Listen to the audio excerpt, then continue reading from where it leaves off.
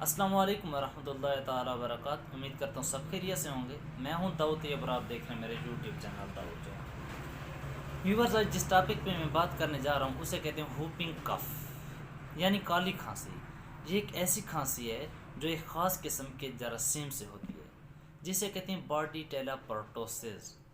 یہ ایسا بیکٹیریا ہے جو انسان کے سانس والے راستے میں جا کر اپنے اثرات چھوڑ سکتا ہے۔ اچھا، ہوپنگ کف کی سب سے پہلی جو علامت ہے وہ ہے کف وچ از ڈرائی، جو کہ خشک ہوتی ہے۔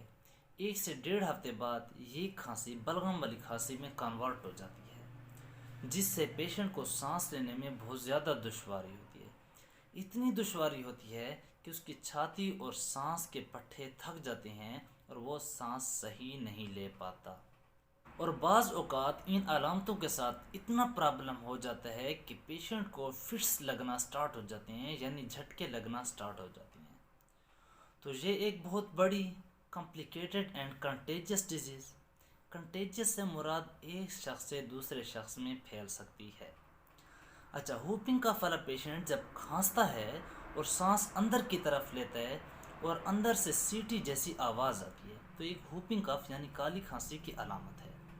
اچھا، کالی کھانسی والا پیشنٹ اگر کھانسی کر رہا ہے تو آس پاس جتنے بھی لوگ بیٹھے ہیں، جو منہ سے ہمارے ڈراپلیٹس نکلتے ہیں، قطرے نکلتے ہیں، اگر آس پاس کے لوگ اس کو انہیل کر رہے ہیں تو انہیں بھی ہوپنگ کف ہو سکتی ہے۔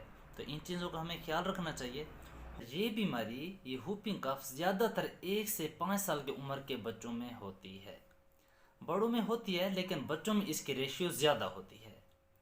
تو ہوپنگ کف کی وجہ سے زیادہ تر جو ڈیتھ ہوتی ہیں وہ چھوٹے بچوں کی ہوتی ہیں، جو 1 سال کے ہوں یا 6 مہینے کے ہوں۔ چھوٹے بچوں میں ان کی ڈیتھ زیادہ ہوتی ہے۔ So very dangerous disease in little newborn. تو اس کا ہمیں علاج اینٹی بایوٹک سے لینا پڑتا ہے۔ اگر ہم اس کا علاج اینٹی بایوٹک سے سٹارٹ نہیں کرتے تو یہ پھر کنورٹ ہو جاتی ہے کمپلیکیٹڈ پرٹوسس، یعنی کمپلیکیٹڈ ہوپنگ کف میں، جس میں نمونیا ڈیولپ ہو سکتا ہے لنگز میں، برین ڈیمیج ہونے کے چانسز ہوتے ہیں، اریتھمیاز ہونے کے چانسز ہوتے ہیں، یعنی دل کی دھڑکن خراب ہو سکتی ہے۔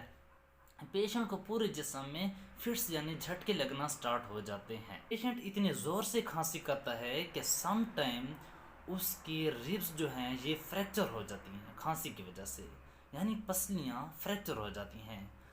اور یہ بعض اوقات یہ جو آنکھ کے اندر آپ کو سفید کلر کا سکلیرا یا اس کے نیچے کنجکٹیوا نظر آ رہا ہے، اس سے بلیڈنگ سٹارٹ ہو جاتی ہے، یعنی کھانسی کی شدت اتنی زیادہ ہو جاتی ہے۔ تو اس کا علاج کرنا بھی اتنا ہی ضروری ہوتا ہے۔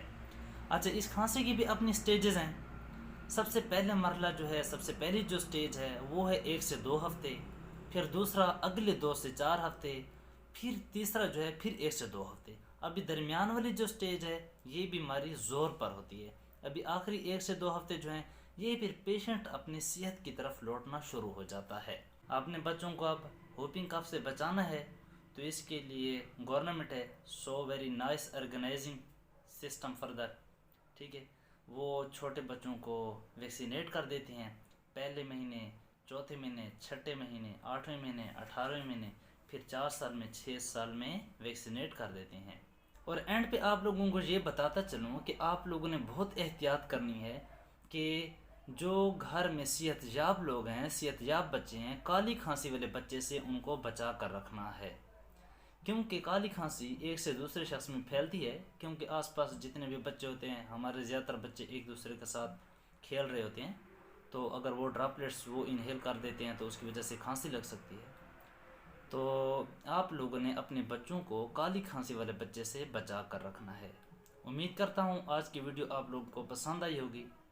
تو پھر ملتے ہیں ہم نیکسٹ ویڈیو میں، تب تک کے لیے اپنا خیال رکھیے گا۔ اللہ حافظ۔